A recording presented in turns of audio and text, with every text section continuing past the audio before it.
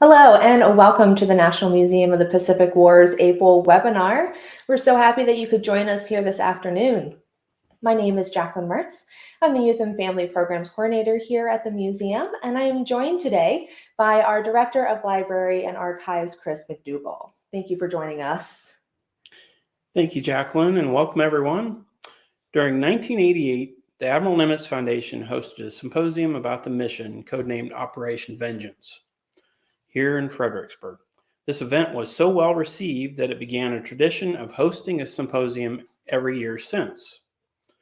The purpose of today's webinar is to revisit the first symposium about the Yamamoto mission, the 1943 mission to intercept the flight of Japanese Admiral Yamamoto and take down the bomber that was transporting him. Speaking at that symposium were 8 of the American fighter pilots involved in the attack, and the only Escort 0 pilot that survived the war. What you will see now are some select parts of the symposium. First, you will hear from retired Navy captain and historian Roger Pineau as he describes the events that led up to the discovery of Yamamoto's flight plan. Then we will segue to a segment where I will show some artifacts that we have in our collection that are related to the mission. After that, we will continue with more symposium recordings. We will hear from John Mitchell and Rex Barber as they describe what they recall. When we come back to the studio, I will have a few more comments to share with you. I hope you enjoy these historic recordings. Captain Pineau is going to give a historical discussion primarily of the Yamamoto mission itself. Captain Pineau.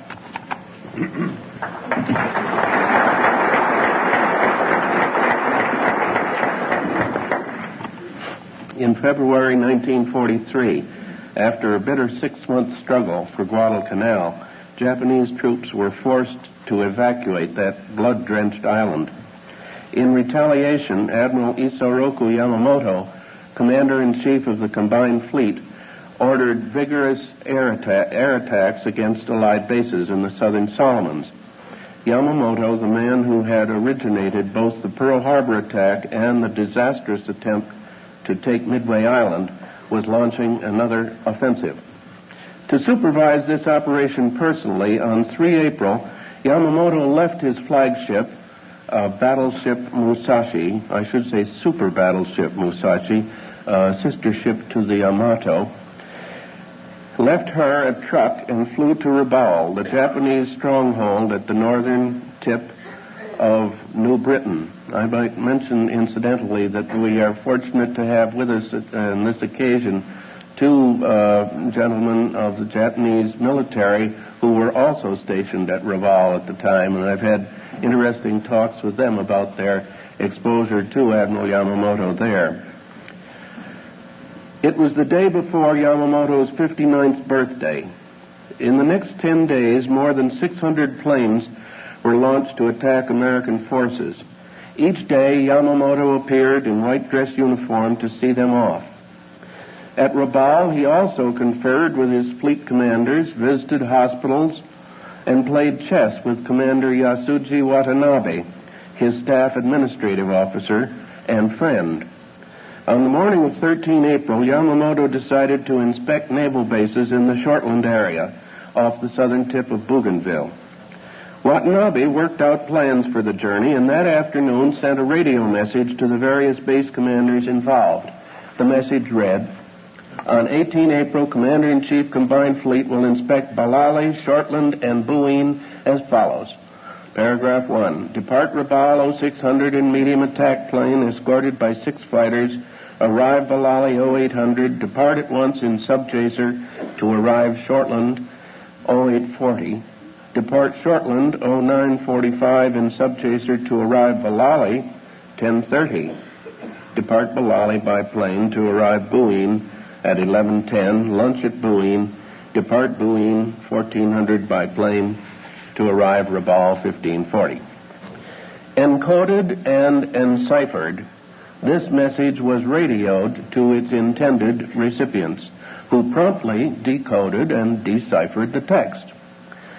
That radio message was also picked up just as promptly, but by unintended recipients.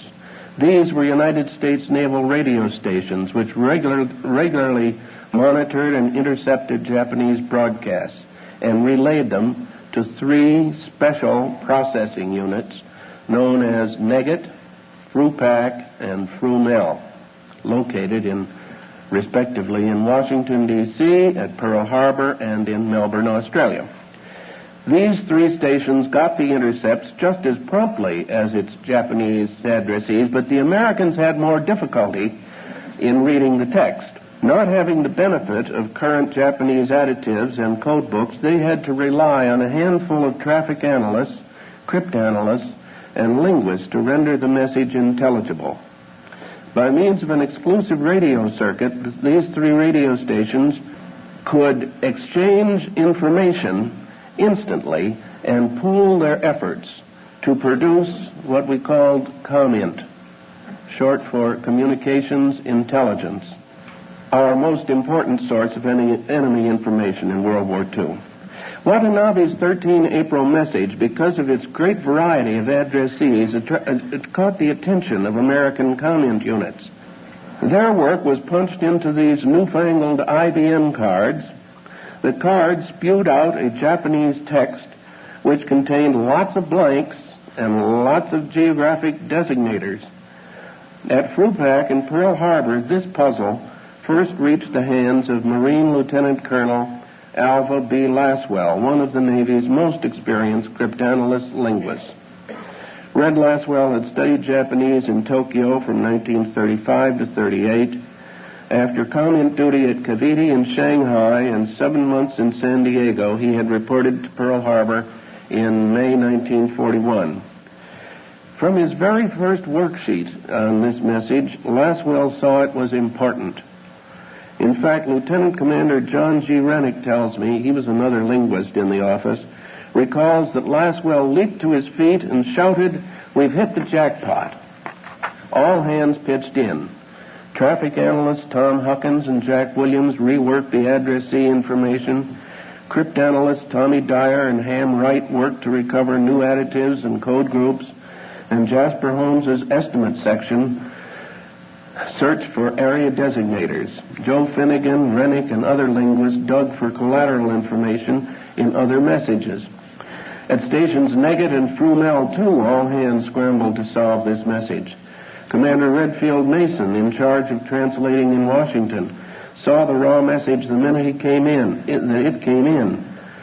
Chief Petty Officer Albert J. Pelletier, who carpooled with him, remembers Mason shouting, "I want every damn date, time, and place, checked and double-checked."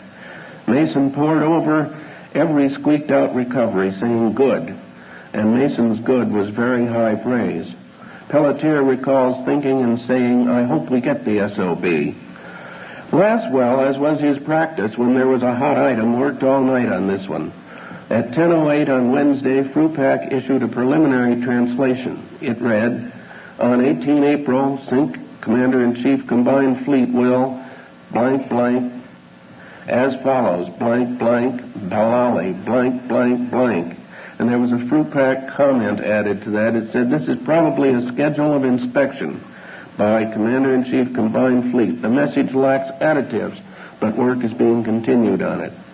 Indeed, at all 3 processing stations, work continued feverishly. When Laswell finally had it complete, he showed it to Jasper Holmes. By secure scrambler telephone, Holmes informed Commander Edwin T. Layton, Admiral Nimitz's intelligence officer. Then, to ensure against any possible mistake, Holmes and Laswell hand-carried the translation over to Layton's office. Layton took it directly into Admiral Nimitz. In their discussion, Nimitz asked, "Do we try to get him?" Layton, who knew Yamamoto personally and professionally, offered pros and cons and concluded, "You know, Admiral Nimitz, it would be just as if they shot you down. There is no one to replace him." Whether and how to carry out this death warrant were difficult decisions. There were tactical and strategic considerations, including the danger that shooting down Yamamoto's plane would tip off the Japanese that we were reading their communications. Historians have written that because the assassination of so eminent a person might have political repercussions, Admiral Nimitz checked with Washington and received the go-ahead from Secretary Knox and President Roosevelt. Nowhere, however, have I found a reliable source for this assertion. Naval Archives, the National Archives, and the FDR Library at Hyde Park reveal no record that Roosevelt's approval was requested, or, in fact, that there was any communication on the subject between Washington and Nimitz. President Roosevelt left Washington by train on 13 April for a 16-day tour of southwestern states.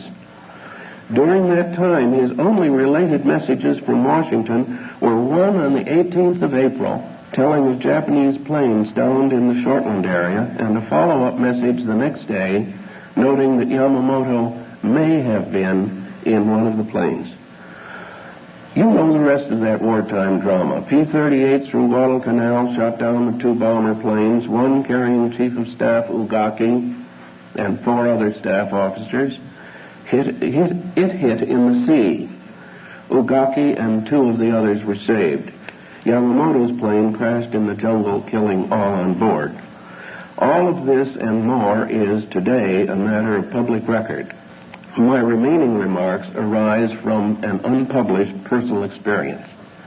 In 1949, for Admiral Morrison's history, I was interviewing Japanese naval officers.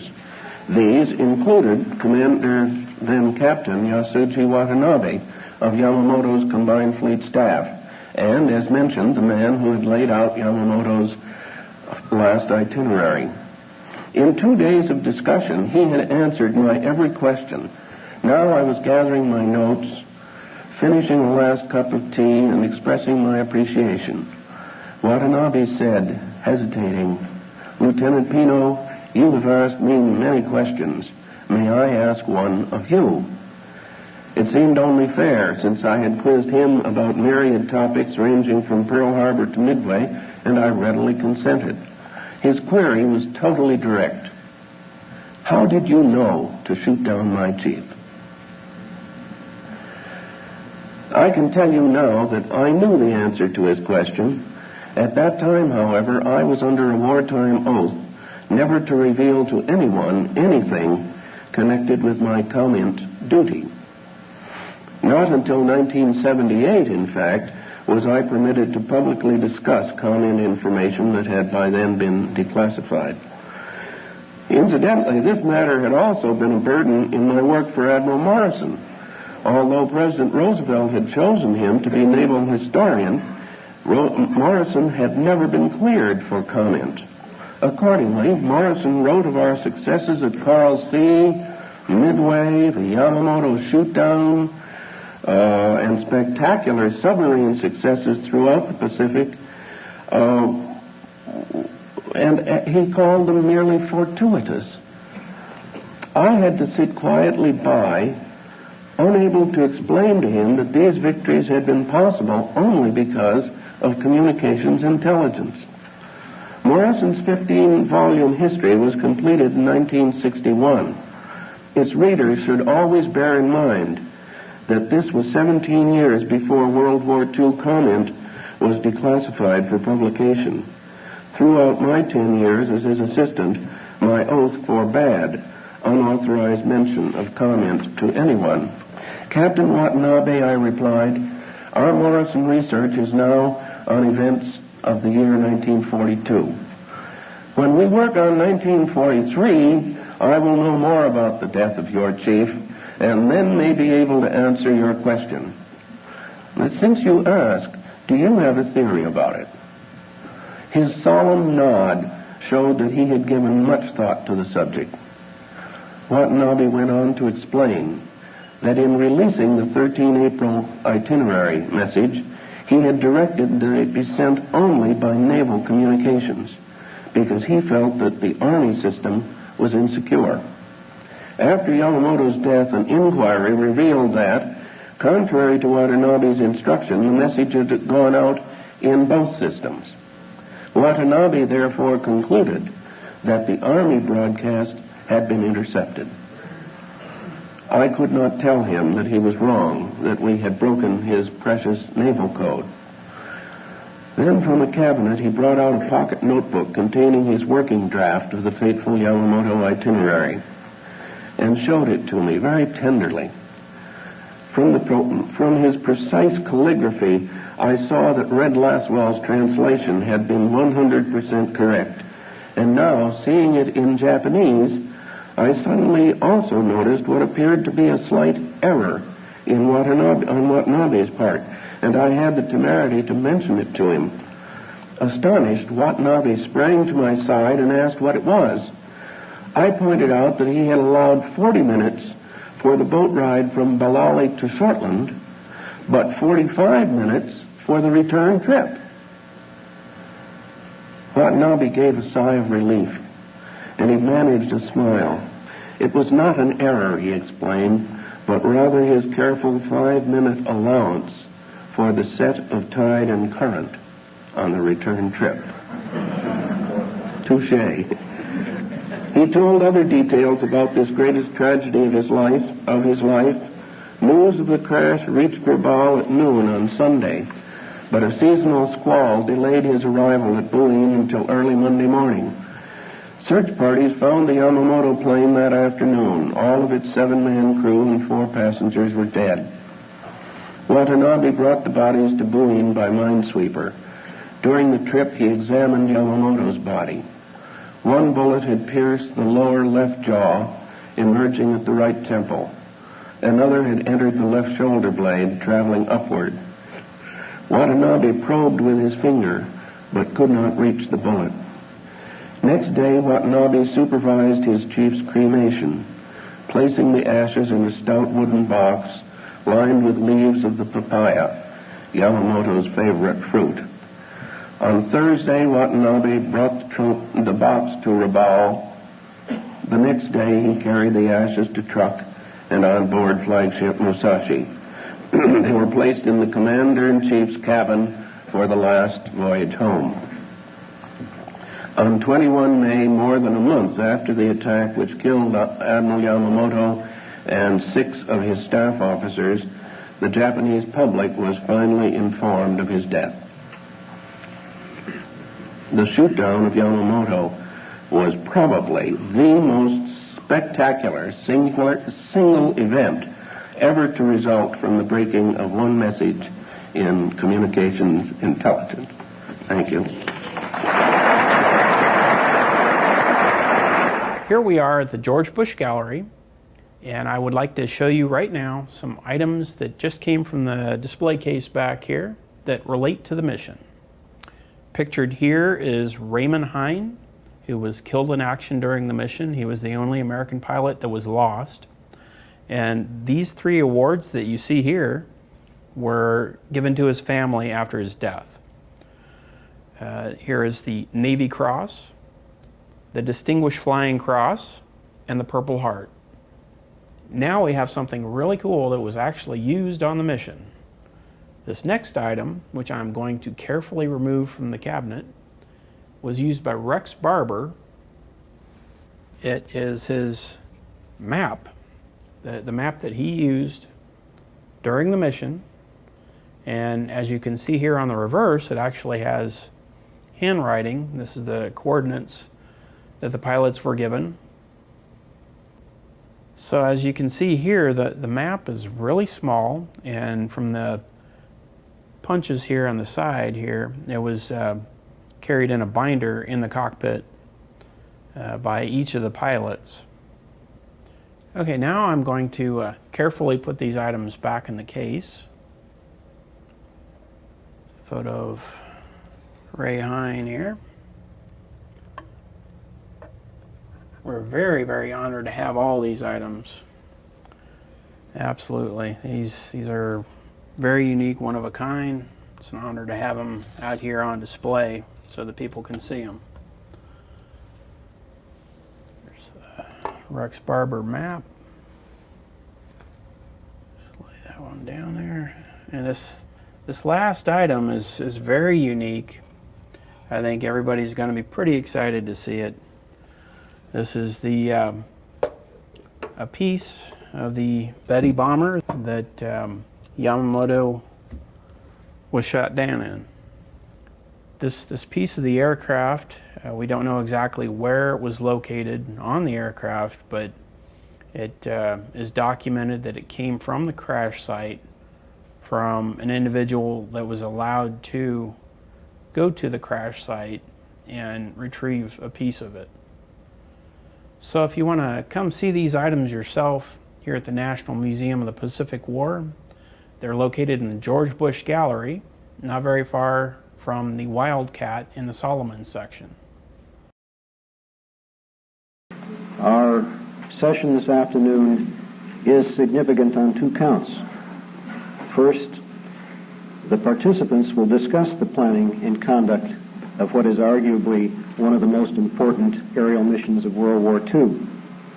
Second, this is the first time since that war all of the survivors have assembled in one place. Moreover, it is likely the last time they will be so assembled. Now, the American aviators flew some 500 miles on a course over water at altitudes of about 50 to 100 feet.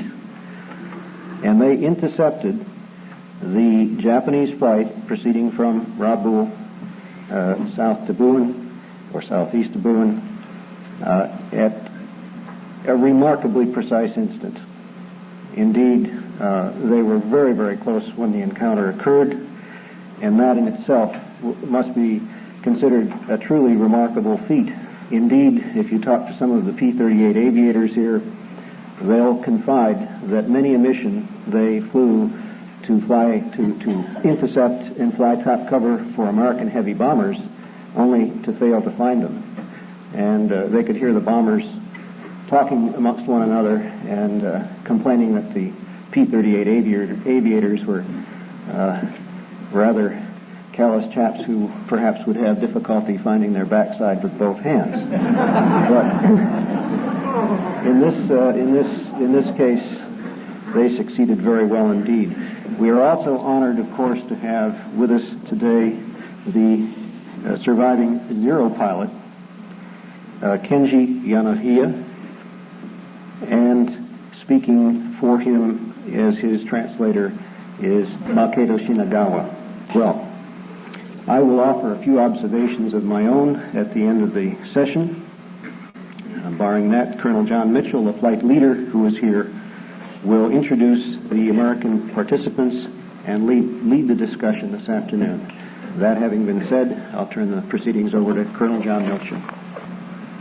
Okay, now to get on with the mission, I was called over to the Navy operations, which is on another field about a mile away from where we had our fighters. They had a dugout over there, and that's where the operations took place. And they called me over late on the afternoon of the 17th, the mission being flown on the 18th. Called me over that afternoon and told me they had a special mission for me.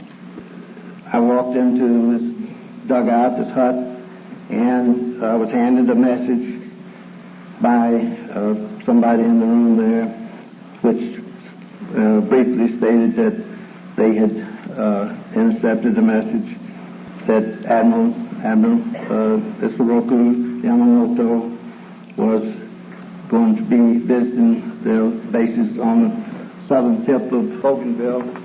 The message that I received at that time was that Yamamoto would be, as I mentioned, coming down to visit his forward bases, and I think that was mentioned from the earlier panel today. And the message stated that we were to make every effort to get Yamamoto. In other words, it was an all-out effort. We would get him at all costs.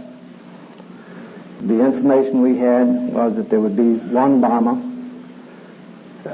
Betty-type bomber, which is their standard bomber, and that he would have 6 Zeros escorting him.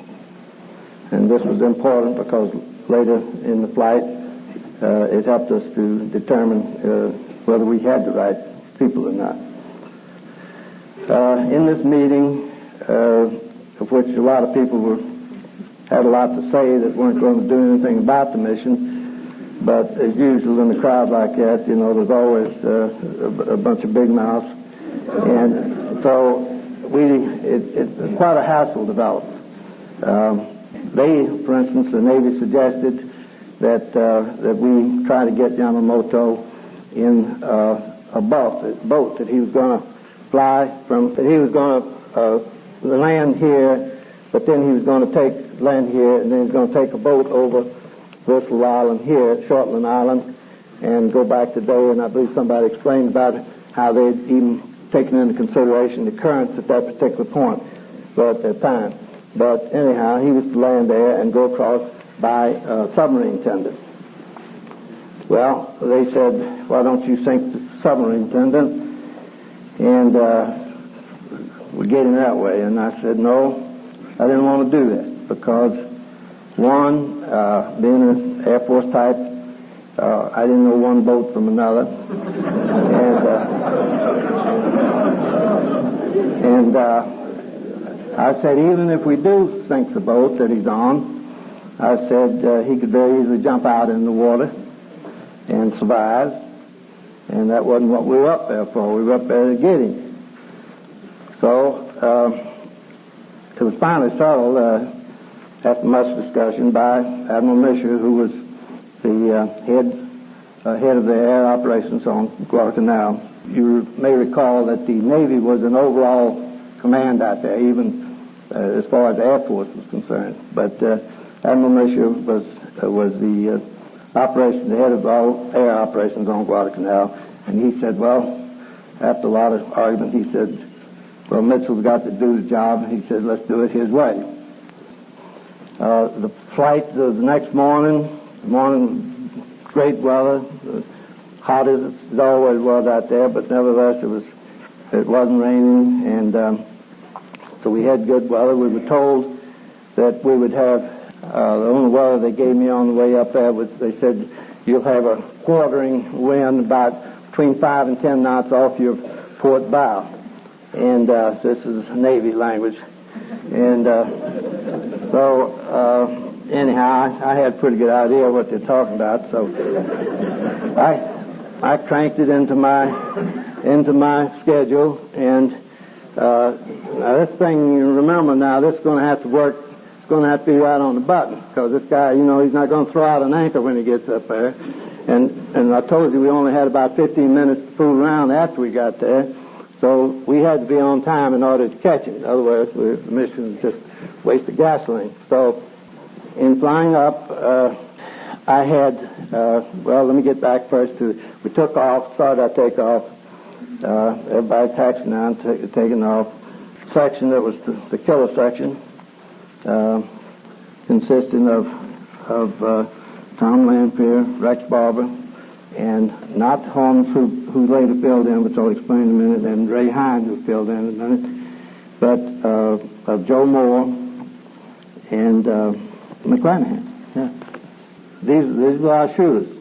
And Jim was about the third guy starting off, and he gets halfway down the runway, and he blew a tire. So there went one of my shooters. Then we got everybody else got airborne, okay. And after we'd gotten in the air and was just at circle, I allowed ourselves 15 minutes to get the squadron together. We were just getting ready to set course, and Joe Moore came up and gave me the sign that he couldn't get his belly tanks to feed. That's his external tank. So we had to get him out of there. Now, we are on complete radio silence. This was briefed the night before that no one was to touch that button on the way up there from takeoff until after the mission was completed. So without any words at all being spoken on the radio, we got Holmes into the right position, got Hine in the right position, and everything, we were all together, and we were on our way. There were 2 bombs instead of 1. We'd been told the night before it'd be 1. So I looked for the 6-0 escort. I looked behind, there were 3. Looked behind there were 3 more, and with the anti-gear was in one of those 6-0s. They had not seen us at that point, so I immediately turned. I knew when I saw the 6-0s, I knew we had our target. So I turned parallel with their course. They were coming this way. I turned parallel with their course and pushed everything to the firewall, meaning gave it full throttle, and called the squadron and said, "Skin them off." That means drop your external tanks, and that's what we did. We wanted to get up as quickly as we could, at least on the same level with the bombers. Turned out that they were about 4,500 feet, and so with having dropped our external tanks, the P-38 reacted very well and had us up there in just about a minute or so, a couple of minutes, and we were up on a level with them. I called Tom Lanfear, who was leading us the killer section, and as had been planned the night before, I said, "He's all yours, Tom," and got back a Roger from Tom. Tom says, "Roger, that means, okay, I got him." And so then he and his flight turned right into the bombers, and we kept on climbing. Now, the night before, as I said, I did this meticulous planning, and knowing that they had these 75 zeros down there, and as I told you a while ago, didn't want to have 18 aircraft in there trying to shoot down one lone bomber. And I wanted to be where the action was, and I thought, well, I don't want to get in that melee down there. I'm going to go on up high altitude, and we're going to be up there, have a turkey shoot. And that's where I pulled the boo-boo as far as I'm concerned. Not as far as getting Yamamoto was concerned, but it cut me out of the picture. I got zilch that day. But we got there, and we completed the mission. As I said, it was dull once we got up to having done that. It was an exacting thing. Your chances of doing this were probably 1 in a million, if that. And those of you that remember the old Mission Impossible series on the television, this would have been a perfect example of a perfect thing for them to have on there, because this was, in effect, a Mission Impossible. But it happened. And I think it's the same guy that was tapping me on the shoulder all the way up there. Okay, now I'm going to turn this over to Rex Barber, because Rex is the guy that did the shooting that day, and with others, and he's got a lot more interesting things to tell you about than just, getting them up there. Rex?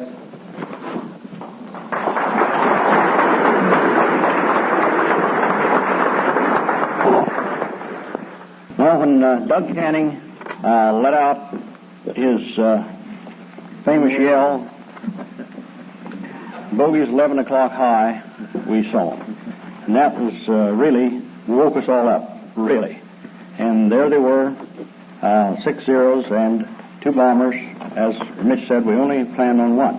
Well, we climbed up, as Mitchell said, and then Mitch said, "Go get him, Tom."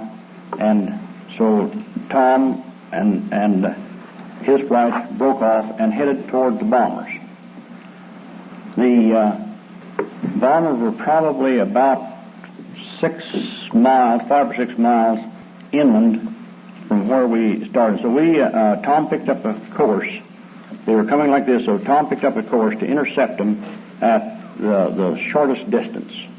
And he picked a very good course. We went right in directly for them. The 6 zeros were up above and behind, and luckily we had not been sighted yet. But as we approached the bombers, we were probably a mile away. The right side of Admiral Yamamoto's bombers suddenly broke down and dumped their tanks. We also saw the bombers, who had already started a slight letdown to their destination, steepen their dive substantially. So they were coming downhill pretty fast, and we were staying level with them. Well, we could see these 3 Zeros coming down, and we knew that just about the time that we rolled in on the bombers, that they would be right on our tail. And so Tom turned sharply left and up into the Zeros as they were coming down. I continued straight in, rolled up, and leveled off behind the bombers. When I leveled off behind the bombers, there was only one bomber ahead of me. I don't know where the other one went. I didn't know whether he'd circled around or what he had done. And I never did know until this book, The Reluctant Admiral, was published and translated into English. And then the pilot of the second bomber said, whose name was Haisha, stated that the first he knew that they were under attack was when tracers went over his canopy and into Yamamoto's airplane. And he looked up and saw the P-38 right over him. He then broke down and out to the coast. I continued after Yamamoto's airplane. I shot into his right engine, through the fuselage, into his left engine. The right engine was smoking badly at that time. I started back into the fuselage again, and as I centered my fire on the fuselage, he seemed to stop in midair as far as I was concerned, and came up on more or less on his one wing, and I shot over him, just missing his upturned wing. I looked back, and he had leveled out, but he was smoking very badly and going down. By this time, he was less than 300 feet from the top of the trees. And I also, at the same moment, saw a Zero behind me. And the flight, I don't know which flight it was, but one of the flights, I think maybe it was the one on the left side, had caught me. And so they were shooting at me rather heavily, and I broke for the coast and hit the deck as low as I could. Got right down on the treetops and trying to avoid them. Well, as I was going out and watching the Zeros, seeing where they were and which one was going to shoot at me next, 2 P-38s made a head-on pass at me, and they were coming at a very high speed and down. And they shot over me and into the Zeros that were behind me. The Zeros broke and scattered. Then I concentrated on looking for the Zeros and so forth. They were gone. And I continued to the coast. At that time, I had enough speed up so that I was not concerned about them catching me again. And then I saw a bomber along the water, right along the edge of the island, and he was so low that his props were kicking up a wake behind him. You could see a streak of water where the wind from the props was blowing on the water. And then I saw up above, I saw 2 P-38s. I was sure that that was Holmes and Hine. And they saw the bomber also, and they went into a steep dive toward the bomber. And so I flew an interception course for the bomber, and they were coming down onto the bomber. As I say, I was real low. And as they approached the bomber, the leader, which was Besby, started to shoot at the bomber. His bullets hit the water behind the bomber, went through it into his right engine, and up. Hine was shooting also, and his bullets were hitting either the water or the outer wing. He was in pretty close to Holmes. And so they pulled on up, and by that time I was just about ready to drop in behind the bomber, and did. And as I got quite close to him, and gave him a long burst into the fuselage, and he blew up. Black smoke bellowed up, and he hit the water, and a piece of him flew up, his bomber flew up, and hit my left wing and cut through my intercooler, which supplied my turbo supercharger with gas, as air or exhaust. Another piece flew up and hit my gondola, the thing I was sitting in, we call it the gondola, and cut a big gash in the bottom of it. other pieces of, just a flash went over your head, and I pulled up. At that point, I looked up ahead, and here was one P-38 at that point in time, and there was a zero under him. He rolled around on that zero and exploded it. There was another zero coming in, and I was able to. He was not looking at me. He was evidently looking at this disaster that just happened to his friend. And I got a burst in on him, and he also caught fire and crashed. Now, the amazing part, I go back to the bomber, is that Admiral Ugaki and two other people lived through that crash.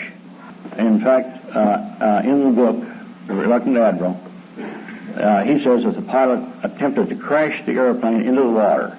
I suspect that he crashed it, and I shot him about the same time because of the explosion. If he had crashed into the water, those people would have been inside that airplane, and I doubt if they could have survived.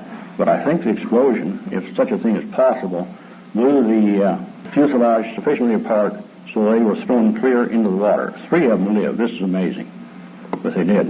Then we proceeded on back. I proceeded back alone to the debriefing. And that's about the story of the mission as far as I know it.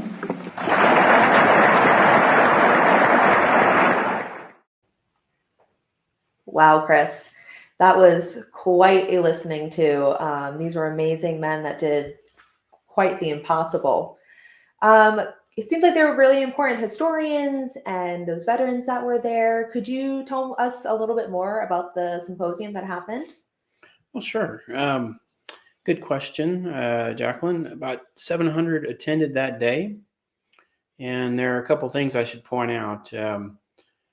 There were multiple events related to the symposium that weekend in 1988. And where the symposium took place, it took place at Fredericksburg High School in the auditorium there.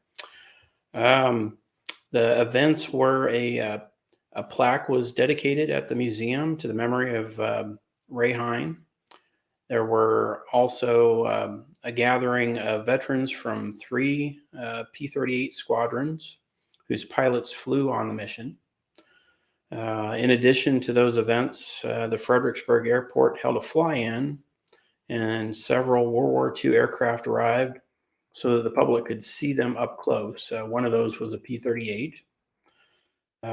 Also, there was a special temporary exhibit with items that belonged to Admiral Yamamoto that stayed on display here at the museum for 6 months. All of these events were covered by the national media, and the goodwill and interest that it inspired carried over into the following years and led to annual symposiums held each of the following years. The one this year will be our 35th. The entire Yamamoto Mission Symposium lasted 6 hours, and to hear the full recordings, you can find them on our museum website. We're going to make the link available, and there you can get the full symposium. Awesome. Well, speaking of which, like Chris was saying, we are continuing our symposium again this year. Again, it's going to be our 35th. And it's going to be happening on September 16th. It is a Saturday. And information about it will be posted to our website probably later in May. And our topic is going to be focusing on Japanese occupation in Asia. So we're really looking forward to that. It is going to be held in person and streamed online. So again, tickets are going to be up end of May if you're really looking forward to that. So we kind of talked about the audio recording that you are more than happy to listen to, but we also have some books up here in front of us. Do you want to kind of go into some other resources that we have? Sure. These books here, 2 of them, this one and this one, the historians that wrote those books reached out to the archives here, and they were looking for resources. So some of our items from the archives are in the books, were used for the books. I should also point out that our archives contains quite a bit of research material related to the mission. We have photographs related to the squadrons and some of the pilots that were involved in the mission, and some images of the crash scene, how it looked in the 1980s and 1990s. And this book here in the middle was put together by the moderator of the symposium, and it is primarily about that event, the gathering, and what was talked about that day. Wow. Yeah, so if you're interested in learning more about Operation Vengeance, these are some great books to kind of maybe start your journey if you're just starting into that.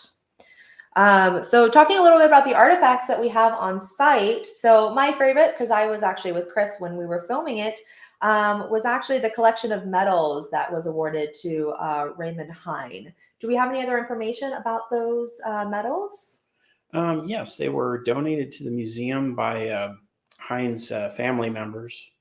And I should point out that two of those medals, one of them is awarded usually just to Army members, and the other one is just awarded to Navy members. And since this operation was a joint Army-Navy operation, he was posthumously awarded the medals for each. Wow. Okay. Well, that's just great, Chris. Let's see if we have any comments. So Barbara asked, will there be a fly-in for the symposium event in September? No, we don't usually do fly-ins for these, but it is going to be an all-day event starting usually about 9:00 a.m. and then goes until about 5 p.m. And we have a whole bunch of different speakers coming in. We're still working on the speakers, but we'll be posting them shortly again once we start getting more information and get a little bit closer to the actual event. But yeah, make sure you save that link so that you can listen to the audio recording. And this will be posted again on our YouTube channel and probably by next week if you happen to miss any part of this. So I think that is it for today. Thank you everyone for joining us. We are going to be sending out a survey at the end of this, so we would love to hear your feedback on that, and we appreciate all of your support as well. I do have some bittersweet news though.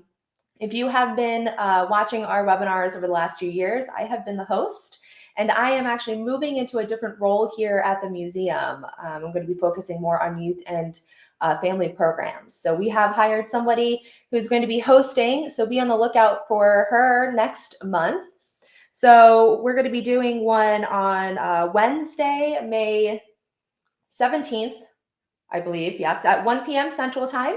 So you're going to be able to meet her there as well. And we're going to be focusing on our museum collection, the firearms in World War II, with our Director of Collections, Reagan.